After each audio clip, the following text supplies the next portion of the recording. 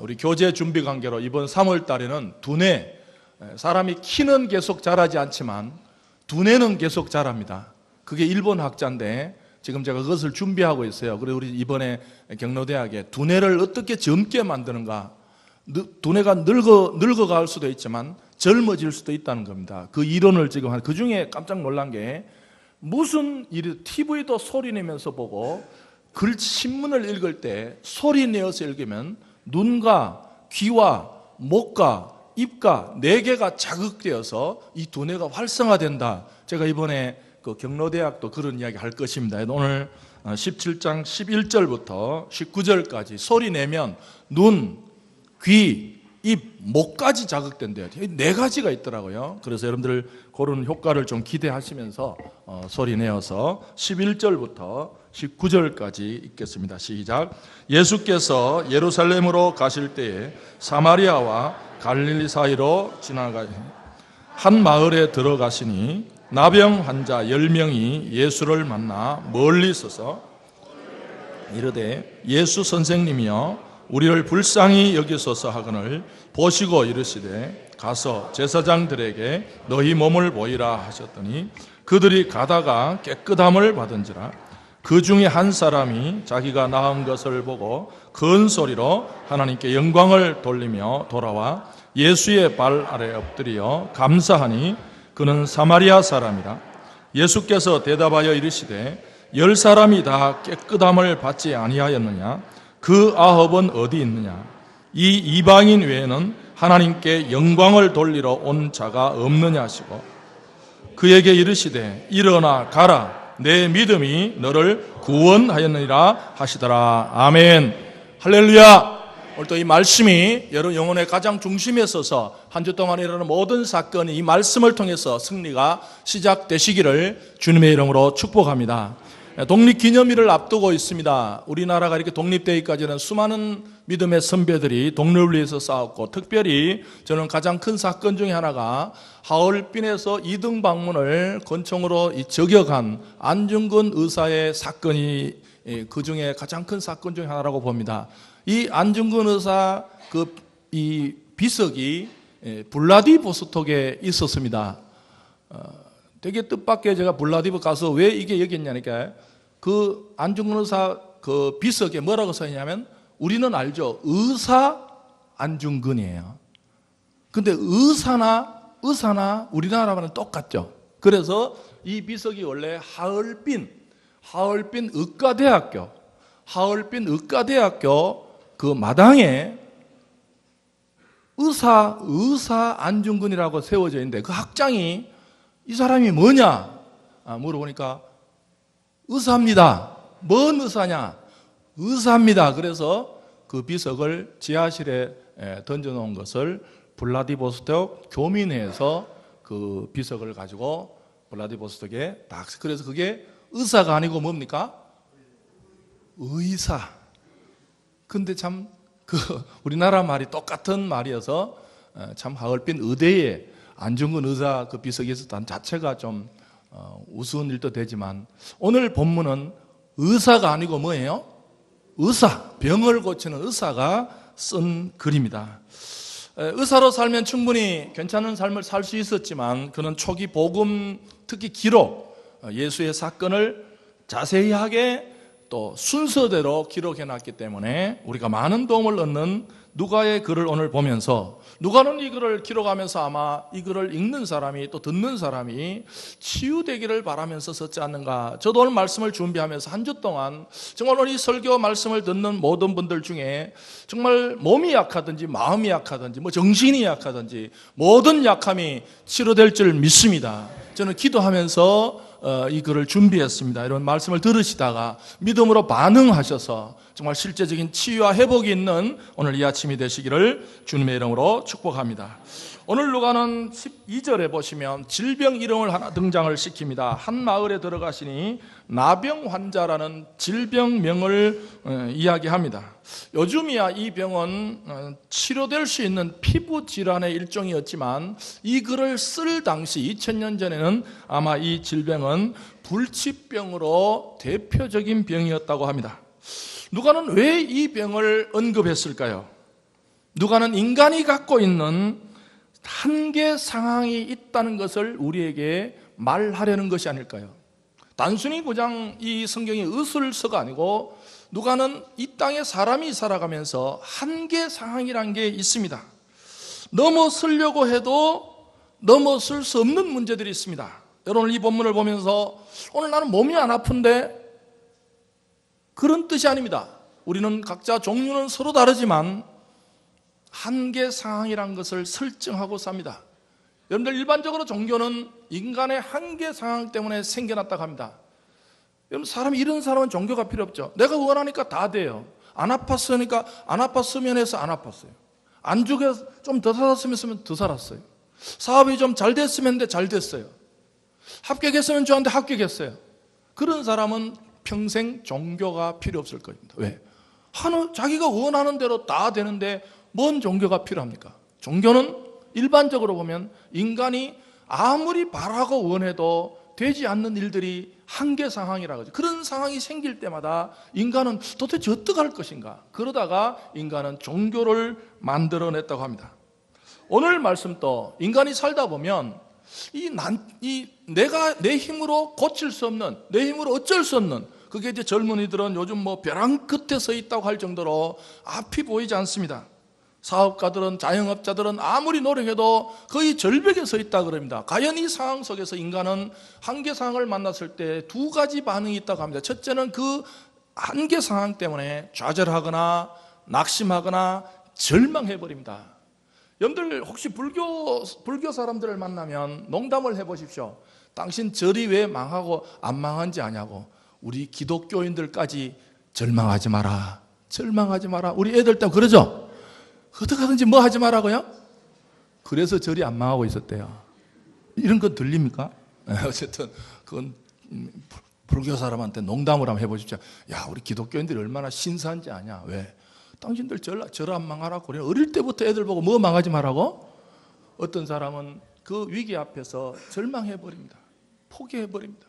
그러나 오늘 누가는 절망과 포기 외의 길이, 다른 길이 있음을 우리에게 소개하려고 이 본문을 기록해 놓고 있습니다. 오늘 그 설교 노트를 한번 보시면 제목이 조금 설명이 돼야 될 제목입니다. 제목을 보시면 설교 노트 제목이 뭐에서 뭐를 발견하라? 다크에서 아크를 발견하라. 이게 뭔가? 여러분들, 왜 이랬냐면 제 설교가 유튜브에 올라갑니다. 유튜브에 올라가면 하나님의, 오늘 원래 설교 제목이 하나님의 영광을 위하여, 이러면 유튜브 보다가 별로 안 본다 그래요. 그냥 목사들은 입만 띄면 뭐라 그러는구나. 그래서 다크에서 아크를, 이러면 혹시 지나가다가 뭐지 이게? 그런 용도니까 이해를 하시고, 다크는 뭐냐 하면 어둡다는 뜻입니다. 다크 초콜릿 있죠? 다크. 그 다음에 아크는 방주라는 뜻입니다. 그래서 다크에서 그 밑에 또 구약에서 방주는 구원을 의미합니다. 노아의 방주. 신약에 오면 이 방주가 구원자 예수 그리스도를 상징할 때 쓰여질 수 있습니다. 그러므로 다크에서 아크를 발견하는 것은, 다크, 어둠 속에서도 아크, 이거 원래 이제 영어 단어만 전문으로 연구하는 분이 이 글을 썼어요. 제가 그런 또 자료를 많이 보는데 영어 단어만 아주 분석을 잘해요. 별의별 게 다 있는데 오늘은 요 다크에서 아크. 여러분들 인생이 아무리 어두운 다크라도 정신 차리고 잘 보면 다크 속에, 어둠 속에, 답답함 속에 아크, 예수 그리스도 구원자가 있을 수 있음을 믿습니다. 오늘 누가가 우리에게 말하는 것은 나병에 걸렸지만, 불치병에 걸렸지만, 답답하지만, 더 이상 길이 없는 것 같지만 그 질병 속에서, 그 난치병 속에서 뭔가 다른 길을 발견했다고 누가는 우리에게 소개하고 있습니다. 12절에 보시면 한 마을, 예수님께서 이제 원래는 예루살렘으로 가는 도중입니다. 그건 나중에 큰 그림이죠. 여러분들 인생은 어디로, 큰 그림이 있어야 돼요. 어디로 가고 있냐는 거예요. 큰 그림이 있습니까? 예수님은 이 지금 예루살렘으로 가는 도중에 여러분도 인생에 큰 그림이 있어야 되고, 여러분도 오늘 할 일도 있지만 올 한 해의 큰 그림, 내 인생 전체의 큰 그림, 그걸 빅픽처라 그러죠. 큰 그림이 좀 있어야 돼요. 예수님은 항상 예루살렘으로, 11절에 보시면 예루살렘으로 가실 그 도중에 사마리아와 갈릴리사를 지나가시다가 12절에 한 마을에 들어가시니 나병 환자 10명이 누구를 만나요? 예수를 만나야 되죠. 여러분, 만약에 오늘 이 10명의 나병 환자가 중병이 들리지 않았다면 예수를 만났을까요? 누가가 말하는 게 뭘까요?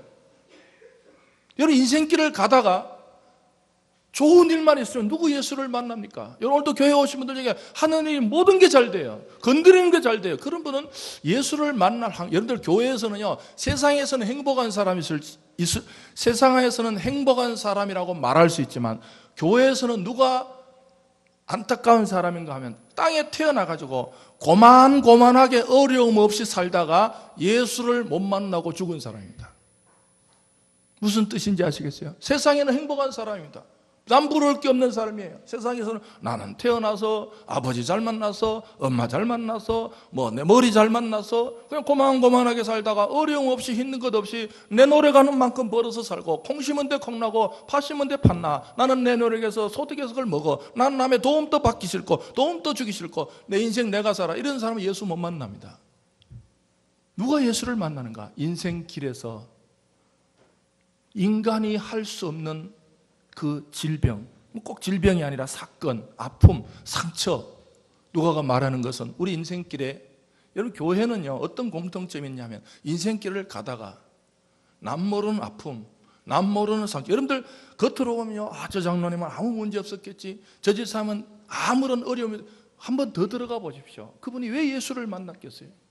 그 아픔과 그 상처 때문에 여러분 상처와 아픔 그 자체는 좋은 게 아닙니다. 그러나 상처와 아픔을 통해서 예수 만나는 기회가 주어짐을 감사하는 성도들이 되시기를 바랍니다. 교회는 그게 공통점이 있어요. 교회는 뭐가 공통점이냐면 인생길에서 다 어려움이 있었어요. 힘든 일이 있어요. 답답한 날이 있었어요. 그런데 알고 보니까 이 집사님들 그 아픔을 통해서 예수를 만났구나. 그 답답함을 통해서 예수를 만난 사건은 우리에게 서로 다른 의미를 줍니다. 여러분들 교회 다니다가 죽지 마시고 예수 만나는 성도들이 되시기를 바랍니다. 교회에 다니면 뭐야? 교회 다닌다고 천국 가는 건 아니에요. 교회를 오래 다닌다고 천당 가는 건 아닙니다. 아이고 목사님 그렇게 교회에 나오라 그러더니 또 교회에 다닌다고 천당 못 가요. 그런 데 아니고 교회를 다니시다가 예수 만나시기를 바랍니다. 오늘 이 누가가 말하는 것은 이 환자들은 남 모르는 아픔 때문에 남 모르는 상처 때문에 예수를 만난 거예요. 여러분도 인생을 살다 보면요 지금 오늘 말씀을 듣는 사람 중에도 뭔가 내 뜻대로 안 되는 일이 있을 수 있어요. 뭔가 막혀있는 더 이상 뚫고 나갈 길이 없는 사람이 있어요. 제가 그 유명한 변호사 그 간증을 듣고 말씀을 드렸잖아요. 사법시험을 치는데 아무리 공부해도 안 되는 거예요. 그때 포기한 사람 여러분들 고시낭인이랑 고시폐인이라는 거 들어보셨죠? 열심히 공부하고 죽으라고 우리 주위에도 한 분 계셨어요. 우리 주위에도 그때 한 40대 중반이었는데 늘 그냥 검은 이렇게 군인 옷을 입고 수염도 안 깎으시고 이제 고시 그건 안 되더라고 결국은. 어떤 사람은요 결국은 고시라는 문 앞에 포기하는 사람이 생기지만 이 변호사는 자기 한계를 느꼈대. 이건 내 힘으로 사법고시가 안 되는구나. 이거 안 되는 걸 깨닫는 게 지혜예요. 내 힘으로 이게 안 되겠구나. 내 힘으로 안 되는 것도 모르고 하는 사람이 바보예요. 근데 이 사람이 거기서 무릎을 꺾습니다. 내 머리로 내 노력과 내 의지로 안 되는구나. 그때 예수 앞에 무릎 꿇었다는 거예요. 할렐루야. 그래서 그분이 변호사가 되고 나는 내 한계를 알았다는 거예요. 여러분들 인생이 가다가요 자기 한계를 아는 게 지혜예요. 안 된다는 걸 알아야지. 안 된다는 걸 그게 소크라테스가 그러니까 네 자신이 안 된다는 걸 알 때 제일 지혜가 커진다는 거죠. 여러분 이들은요 자신의 육체에 찾아온 질병 때문에 예수를 만났어요. 오늘 이 아침에도 저와 여러분들의 우리가 서로 다른 어려움이 있지만 다른 한계 상황들이 있지만 다른 아픔들이 있지만 다른 상처들이 있지만 그 아픔 때문에 그 약함 때문에 예수 만나는 성도들이 되시기를 바랍니다. 두 번째, 이 예수를 만나 13절 예수를 만난 사람들의 특징이 뭡니까? 여러분 예수 만난 특징이 뭐예요? 어떻게 알아요? 기계가 있습니까? 이 사람이 과연 예수를 만났나? 어떻게 알아요? 물어봐요? 자기도 모를 수도 있어요. 예수를 만난 특징을 누가는 13절에 정확하게 기록해 놓고 있습니다. 예수를 만난 특징은 바로 소리를 높여 이르되 할렐루야. 무슨 뜻입니까?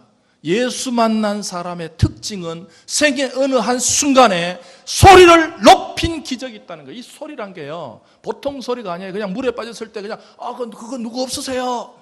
그런 소리가 아닙니다. 그냥 단순히 어려우니까 날 좀 살려주세요. 지나간 사람 아무나 좋으니까 그냥 날 살려주세요. 그런 소리가 아닙니다. 보십시다. 뭔 소리예요? 소리를 높여 이르되 예수 선생님이요 우리를 불쌍히 여기소서. 무슨 뜻입니까? 여기 불쌍히 여기다가 긍휼이란 단어, 이게 기술 용어입니다. 전문 용어예요. 그 당시 천지 우주 만물을 지으신 창조주 하나님의 긍휼을 받는 표현이에요. 여러분 오늘 또 이 땅에 태어나서 막연히 내가 인생이 어려우니까 뭐라도 믿어보자, 그냥 천지신명이여, 그런 신앙은 안 됩니다. 오늘도 교회 오셔서 정확하게 하나님의 긍휼이, 여러분 우리가 왜 예수를 믿어야 됩니까? 왜 예수를, 종교적으로 많은 성인이 있잖아요. 근데 왜 예수를 믿어야 돼요? 그 문제 대답할 수 있습니까? 우리가 불교 사람 만날 수 있잖아요. 왜 부처를 믿어도 어느 정도 마음의 평안은 있어요? 근데 지금 졸다가 듣는 분들은요, 오늘 신목사가 설교하더니 처음에는 절망하지 마라 그러더니 중간쯤에 부처를 믿어도 평안이 있다고, 이런 분들도 곤란한 분들이에요. 그런 분 있죠? 아리까리하게 들어가지고 신목사가 말이야 설교하더니 처음에 너 들었지? 처음에는 절망하지 마라 그러더니 중간쯤 가더니 부처를 믿어도 평안이 있다고. 정신 차려, 그런 뜻이 아니고 부처를 믿어도 어느 정도 종교적 위안이 있을 수 있다면 종교적 위안, 그죠? 그러나 왜 예수를 믿어야 돼요? 여러분 그걸 알고 계셔야 돼요. 왜 예수를 믿어? 우리가 그럴 수 있잖아요. 이쪽 명절 때 만나면 종교는 똑같아요. 부처를 믿으나 예수를 믿으나 마음에서 믿으나 다 마음에 평안이 있으면 되지. 아닙니다. 왜 예수를 믿느냐 하면요, 부처를 믿어도 종교적 위안은 어느 정도 있을 수 있지만 원래 불교는 마음 공부하는 곳입니다. 불교는 마음 공부를 하는 곳이에요.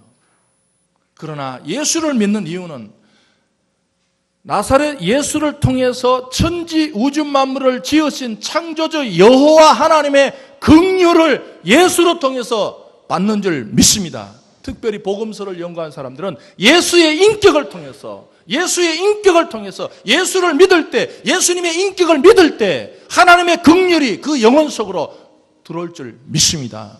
여러분, 이 환자들이 그걸 알았다는 거예요. 저 지나가는 예수, 여러분 예수님이 지금 막 지나가잖아요. 지나가는데 이 사람들은 저분이야말로 천지 우주 만물을 지으신 창조주 하나님의, 여러분 인간이 태어나서, 인간은요 피조물이기 때문에 살아있을 때 하나님의 긍휼과 한번 만나야 됩니다. 할렐루야. 이거 못 만나면 가는 거예요. 그냥 인생 가는 거예요.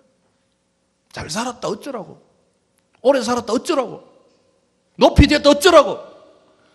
그분이 살았을 때 하나님의 긍휼하심을 한번 만나야 하나님의 자녀고 죽음 이후에 영원한 천국에 갈 줄 믿습니다. 그게 소리 높임이란 것은 인생의 어느 한 순간에 예수를 향해서, 예수 선생님이요, 예수님. 여러분들 이 땅에 태어나서 소리 한번 못 지르고, 사람이 태어나면 응애 그런데요. 왜요? 응애 그러면 이제 옛날에 산파들이 응애 그러면 이제 뭡니까? 애가 살았다. 그죠? 그리고 툭 치잖아요. 소리가 나야 돼요. 그때 소리가 육체의 생명입니다.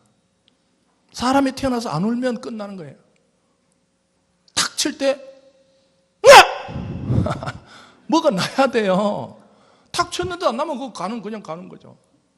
여러분들 첫째 소리가 육신의 소리라면 두 번째 소리가 예수를 향해서 소리 지름, 이거는 육의 소리가 아니에요. 영혼의 소리 지름 때문에 하나님의 긍휼하심을 자신의 인생으로 받아서 그 긍휼하심을 입은 사람들이, 이제는 긍휼하심을 입으면요 육체의 죽음이 우리를 해하지 못할 줄 믿습니다. 이게 기독교의 고급 진리예요. 여러분, 하나님의 긍휼하심을 입은 사람들은요 언젠가 육신의 죽음이 있지만 그 육신의 죽음은 이 영혼을 침범하지 못하고 하나님께서 그 영혼을, 이 요한 1서에 보면요 사단이 만지지도 못하는 줄 믿습니다. 여러분, 오늘 또요 하나님의 긍휼함을 입은 영혼들은요 사단이 만지지도 못해요. 시험도 드는 사람이 들고 감기도 걸리는 사람이 걸립니다. 영혼은요, 함부로 만지질 못합니다. 할렐루야. 사단이 만지지도 못해요. 여러분이 하나님의 긍휼하심을 입은 영혼 되시기를 주의 이름으로 축복합니다.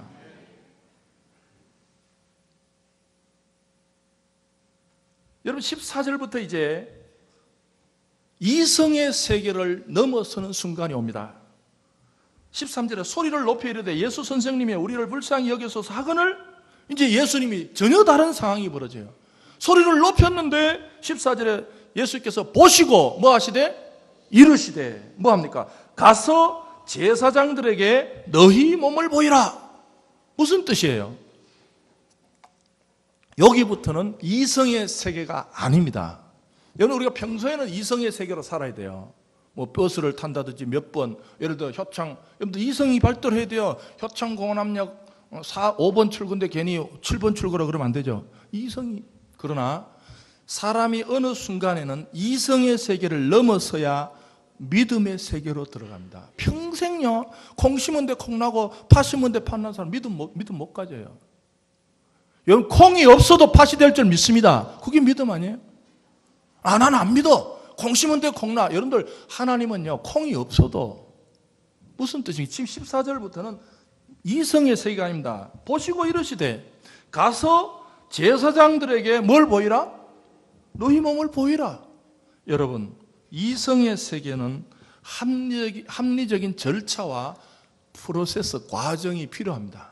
사람이 뭔가 여러분들 자꾸만 우리 이 현대인들이요 하나님의 기적 세계에 들어가지 못한 이유가 이성이 너무 강한 사람이에요. 아니 뭔가 좀 절차와 방법을 이야기해 줘야지. 무슨 일을 하려면 절차를 좀 이야기해 주고 방법, 이런 분은 평생 기적의 세계로 못 들어갑니다. 여러분들 지금 예수가 이르시되 이 예수가 누굽니까? 33살 정도밖에 안 됩니다. 여러분 동양 사회에서 30살짜리의 말은 일단은 무게가 없습니다. 저희 때 우리 그 학과장 교수님이 61살인가 그랬어요. 61살인데 교회에서는 그 안수 집사였어요. 근데 자기 갔다 오더니 나는 그게 한 100년 넘었어요. 아주 큰 교회인데 나는 이제 재직히 안 간대. 왜요? 60 넘은 우리 학교에서는 그래도 제일 높은 학과장 우리 만나지도 잘 못하죠. 말만 한번 해봐도 기분 좋은 사이인데 내가 말이야 어제 교회 갔다가 재직형 갔다가 발언 한번 했다가 죽을 뻔했대. 왜 죽을 뻔했니까 저 60 먹은 쟤 말이야. 쟤 뭘 안다고? 지가 어릴 때 내가 기저귀 갈아준 앤데 60 된 게 건방지게 죄책해서 말을 했대. 그래서 자기는 죽어도 이제 다시는 안 간다더라. 여러분들 동양은요 33살짜리 한 말은 소용이 없습니다. 여러분 예수님 출신이 어디입니까? 나사렛. 여러분들 지금보다 지방색이 더 심했어요. 예수님 살 당시가요 지방색이 엄청 심했어요. 뭐 좀 하려 그러면 유대에서 내려왔어야 돼요. 예수님은 나사렛 출신이에요.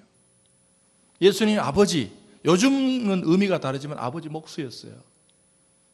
여러분들 그 당시에 성경 외의 책을 보면 예수님은 일용직 노동자였어요. 어떤 책에 보면 그 지포리 학설이라 그러는데 예수님도 30살 되기 전에는 아버지하고 우리로 말하면 도시락을 싸가지고 그 현장에 토목공사, 지포리라는 토목공사에 갔다는 기록도 있어요.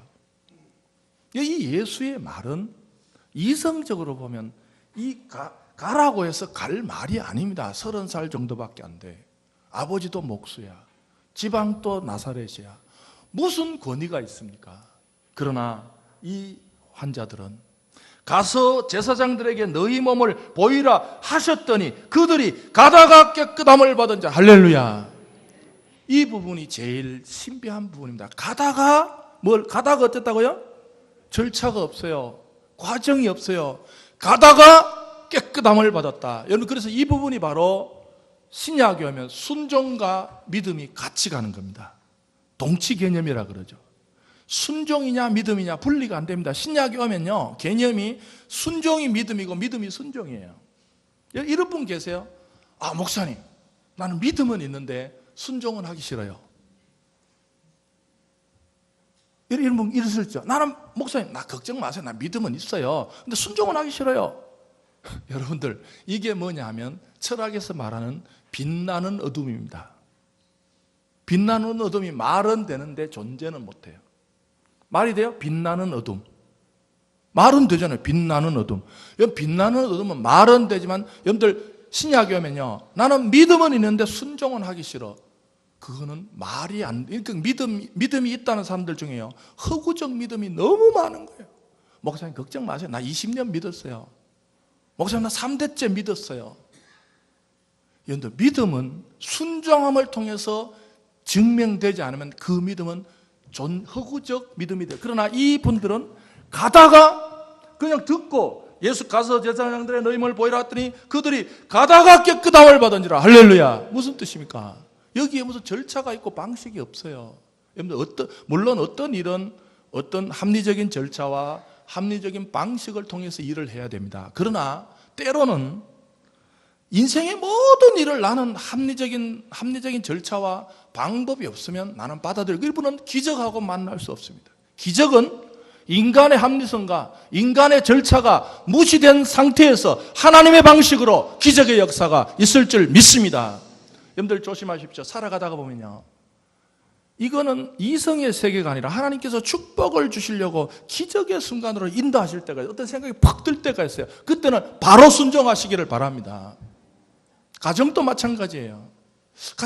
우리 가정이 무슨 선한 일이 딱 생각났어요. 해볼까? 아유, 이거 해야지 저거 해야지. 안 돼. 놓치는 수가 있어요. 교회가 조심해야 됩니다. 교회는요, 하나님이 기적적으로 축복을 주실 때가 있어요. 그럴 때 모여가 다시 회의해가지고 너는 찬성하냐, 이러다 보면 하나님이 축복을 거두실 때가 있더라고. 이 교회가 가장 민감할 때가 여러분들 살아가시다가, 물론 평소에는 이성의 세계의 절차와 방식을 회의를 해야 되죠. 그러나 하나님이 정말 기적을 주실 때는 좀 이성을 잠재하시고 이성을 넘어서셔서 개인적인 축복의 열매를 따시기를 주의 이름으로 축복합니다. 가정의 열매를 따시기를 주의 이름으로 축복합니다. 지금 입을 안 넣은 사람 수억을 놓치는 거예요. 지금 뭐 하려고 들어요? 다시요, 개인적으로 여러분, 하나님이 정말 기적의 축복을 주실 때는 믿음으로 아멘 하시기를 바랍니다. 가정에 하나님이 정말 주고 싶은 축복이 있어요. 이 가정은 좀 믿음으로 줘야 되겠다. 이 축복에는 이성을 좀 내려놓으시고 하나님의 믿음의 세계로 들어가셔서 그 축복을 받아내시기를 주의 이름으로 축복합니다. 교회 지도자들이요, 하나님께서 교회를 향해서 뭔가 주실 때 툭툭 던질 때가 있어요. 툭툭 던질 때.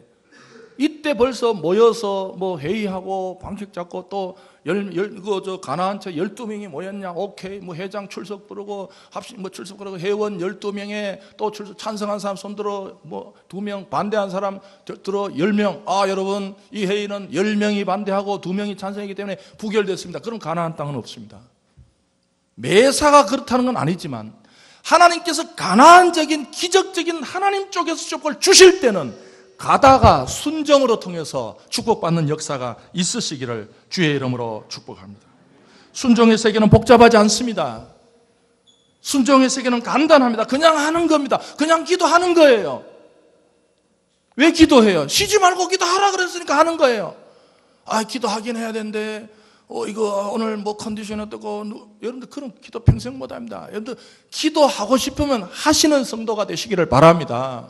항상 기뻐하라. 여러분들 일평생 동안 상황과 조건이 돼서 기뻐한 날이 며칠이나 되겠어요?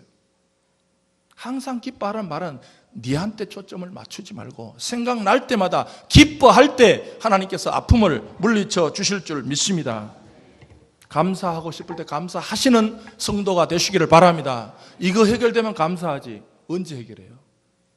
감사는 떠오를 때 감사로 표현하면 하나님께서 아픔과 약함을 하나님의 방식으로 물리쳐 줄 줄 믿습니다. 15절을 보십시다. 이제 누가가 하고 싶은 말이에요. 15절. 그 중에 한 사람이 자기가 낳은 것을 보고 큰 소리로 하나님께 영광을 돌리며 돌아와요. 누가가 하고 싶은 말이 이겁니다. 10명이 고침을 받았지만 한 명은 돌아오는 사람들이 있습니다. 여러분들 설교 노트에 보시면 제가 목적과 목표를 계속 말씀드렸습니다. 누가는 목표는 병 고치는 것이에요. 목적은 하나님께 영광 돌리고 구원 사건이 발생하는 것이에요. 사랑하는 성도들이 여러분의 인생 중에 어떤 문제가 해결됐을 때 해결만